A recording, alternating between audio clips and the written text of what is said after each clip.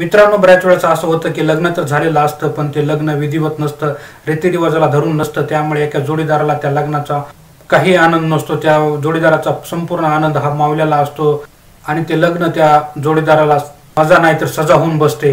अशा वेळेस काय करावं, काय कायदेशीर उपाय आहेत, या सर्व प्रकारचं नॉलेज नसतं. या सर्व प्रश्नाचे उत्तर मी आपल्याला या व्हिडिओ मार्फत देणार आहे. नमस्कार मित्रांनो, मी आपला मित्र ॲडव्होकेट वायरा लीगल टिप्स या चॅनलमध्ये आपल्या सर्वांचं हार्दिक स्वागत. जिथे होते ओळख कायद्याची आपल्याच फायद्याचे.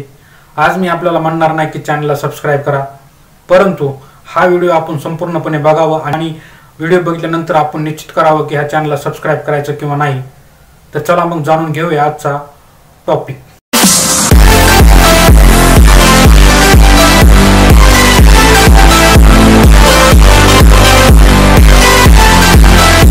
मित्रांनो, लग्न हा एक संस्कार आहे की करार आहे, याबद्दल बरेच वादविवाद, चर्चा, विनिमय, मतभेद या ठिकाणी निर्माण झालेले आहेत. परंतु कायद्याच्या दृष्टिकोनातून जर बघितलं तर लग्न हा एक करार आहे आणि करार हे 3 प्रकारचे असतात. त्यामधील नंबर 1 ला आहे वाईड मॅरेजेस, नंबर 2 ला असतं व्हॅलिड मॅरेजेस, नंबर 3 ला आहे वायडेबल मॅरेजेस. तर जे काय कोणाचे लग्न होत असतात ते कायदेशीर असतात, त्याला आपण व्हॅलिड मॅरेजेस म्हणतो. परंतु ज्या कोणाचे लग्न ही वाईड मॅरेजेस आहेत किंवा वायडेबल मॅरेजेस आहेत आणि ते कसे ओळखायचे हे या व्हिडिओमध्ये मी आपल्याला या ठिकाणी सांगणार आहे. तरी हा व्हिडिओ आपण लास्टपर्यंत बघत राहा. मित्रांनो, अशा लग्नाला आपण 2 प्रकारे नाहीसं करू शकतात. नंबर 1 ला आहे वाईड मॅरेजेस आणि नंबर 2 ला आहे वायडेबल मॅरेजेस.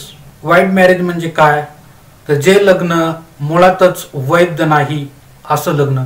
म्हणजे काय, ज्या लग्नाला कायद्याच्या दृष्टिकोनातून 0 किंमत आहे असं लग्न म्हणजेच वाईड मॅरेजेस किंवा वाईड मॅरेज.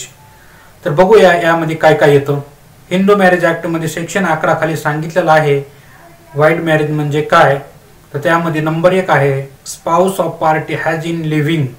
म्हणजे काय, तर जे नवरा नवरी आहेत या दोघांपैकी कोणाचाही जोडीदार लग्न करता वेळेस अस्तित्वात असेल किंवा जिवंत असेल, असे लग्न हे अवैध असतं. म्हणजे मुळातच ते वैध नसतं किंवा त्या मुळातच त्या लग्नाला काहीही अर्थ नसतो.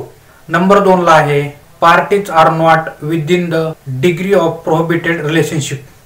म्हणजे काय, तर नवरा किंवा नवरी हे दोघं अशा रिलेशनशिपमध्ये नसावं जे की ते रिलेशन समाजामध्ये मान्य नाही, समाज त्या रिलेशनला मान्यता देत नसतं असं रिलेशन. म्हणजे काय, समजा एक्झाम्पल, आई किंवा मुलगा, मुलगी किंवा वडील, सख्खे भाऊ बहीण, असे नाते मुळातच विवाह संस्थेमध्ये मान्यता नाही किंवा मान्य नाहीत. असे हे नाते कायद्याच्या दृष्टिकोनातून सरळ जर बघितलं तर हे कायद्यालाही मान्य नाहीत आणि समाजालाही मान्य नाहीत. म्हणून असा विवाह झाला असेल तर हा विवाह अमान्य आहे, अवैध आहे. ह्याच्या पुढचा मुद्दा असा आहे की द पार्टीज आर नॉट स्पिंडस. म्हणजे काय, तर नवरा बायको जे लग्न करत आहेत, नवरा नवरी, ते नवरा नवरी हे अशा रिलेशनशिप मध्ये नसावं जे रिलेशन स्पिंडास म्हणजेच काय, एकाच गोत्रामधली नसावं. जसं की आपल्याकडे असतं की एक आडनावाचे व्यक्ती हे कधीच लग्न करू शकत नाहीत किंवा एका गोत्रामधले व्यक्ती हे लग्न करू शकत नाहीत. हे या ठिकाणी समाजाने मान्य केलेलं नाही किंवा समाज त्याला मान्यता देत नाही आणि कायदाही अशा नात्याला मान्यता देत नाही. म्हणून हे नातं या ठिकाणी अवैध आहे. ह्या कायद्याला कसलीच मान्यता नाही. म्हणून जरी लग्न झालं असलं तर ते कायद्याच्या दृष्टिकोनातून अवैध असतं. आता आपण बघूया वायडेबल मॅरेजेस. सेक्शन 12 खाली या ठिकाणी वायडेबल मॅरेज म्हणजे काय हे सांगितलेलं आहे. त्याच्यामध्ये नंबर 1 आहे इम्पोर्टन्स ऑफ द रिस्पॉन्डंट. म्हणजे काय, जो व्यक्ती वायडेबल मॅरेज पिटिशन कोर्टामध्ये दाखल करतो त्याच्या विरोधातला समोरचा व्यक्ती म्हणजेच गैर अर्जदार रिस्पॉन्डंट हा इम्पॉर्टन्स आहे असं त्या ठिकाणी स्पष्ट करावं लागते. म्हणजे याचा अर्थ काय की तो गैर अर्जदार हा मूल जन्माला घालू शकत नाही. अशा नात्याला, अशा रिलेशनशिपला वायडेबल मॅरेज म्हणून घोषित करण्याचा अधिकार कोर्टाकडे आहे आणि ते आपण मिळवू शकतात. मित्रांनो, नंबर 2 ला आहे at the time of marriage incapable of giving valid consent. म्हणजेच नवरदेव आणि नवरी यापैकी कुणीही असो जो कन्सेंट देऊ शकत नाही किंवा सहमती देऊ शकत नाही कशाला, तर लग्नासाठी. नवरा किंवा नवरी यापैकी कोणीही लग्नासाठी व्हॅलिड कन्सेंट देऊ शकत नाही, अशा वेळेस हे लग्न वाइडेबल आहेच, म्हणजे रद्दबादल करता येते. आता या ठिकाणी आपल्याला प्रश्न पडला असेल की कन्सेंट म्हणजे काय. जर आपल्याला कन्सेंट म्हणजे काय हे माहीत नसेल तर मी वरी आय बटनवर एक लिंक देत आहे, तो व्हिडिओ आपण बघावा. त्यामध्ये मी पूर्ण असं स्पष्टपणे नमूद केलेलं आहे की कन्सेंट कशाला म्हणतात आणि कन्सेंट केव्हा दिली जाते आणि केव्हा ती व्हॅलिड असते. 2 मध्ये ए बघूया आपण. Capable of giving consent but suffering from mental disorder.